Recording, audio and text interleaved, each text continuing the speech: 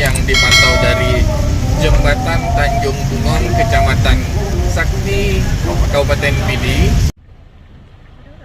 Hujan deras yang dalam 2 hari terakhir ini datang di sebagian daerah Aceh juga mengakibatkan Lumbintang yang berada di kemukiman Busu Pidi juga terlihat penuh. Bahkan sebagian area juga sudah melewati jalanan, dan ini juga terlihat pada sawah-sawah yang ada di sekitar sungai tersebut yang ada di kemukiman Busu, Kabupaten Aceh Pidi, juga terlihat sudah terendam dan tergenangi oleh air banjir hingga ke perkampungan warga di Busu Pulau Mesjid.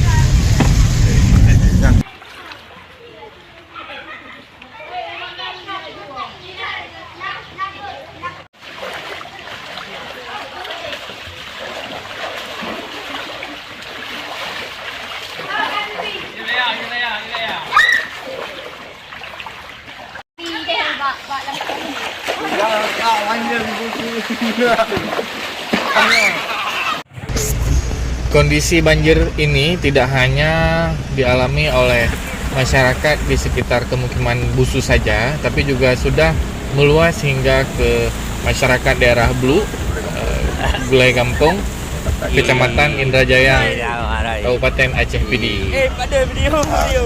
Banjir. Arah ke bunuh laki, parah. Markai mai iya, markai mai iya. Banjir, apa banjir lah mah? Iya. Ni mai kai cok pampa ni. Kavere. Mar. Ngono ka sa Honda ka.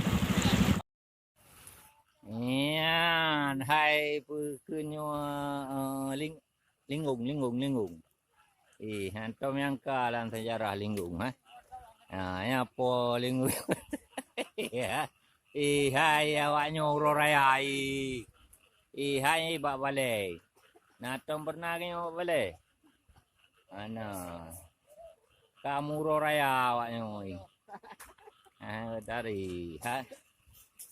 Natom man. Yo balai.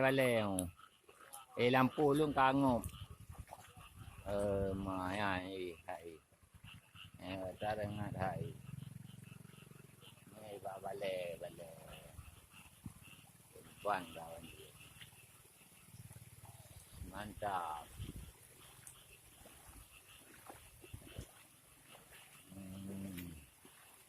Kalau belang ya.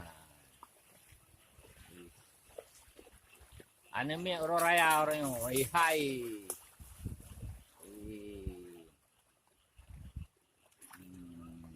Isai.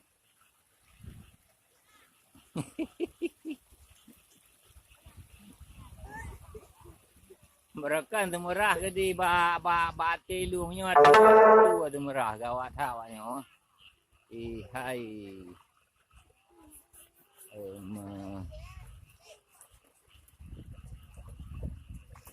Gawat.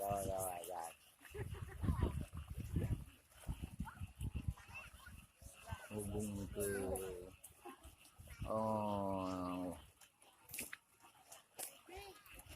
mati gawatan. Bateri karangan. Mana gak tadi yang. Enggak, di pi ya. Hai itu. Di pi ya. Ania kabo ihas.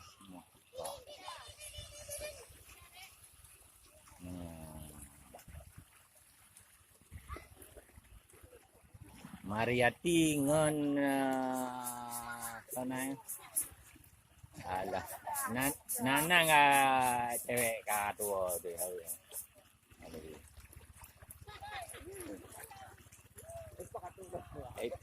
Umai pak katula mi. Ye po apa kuang. Awak.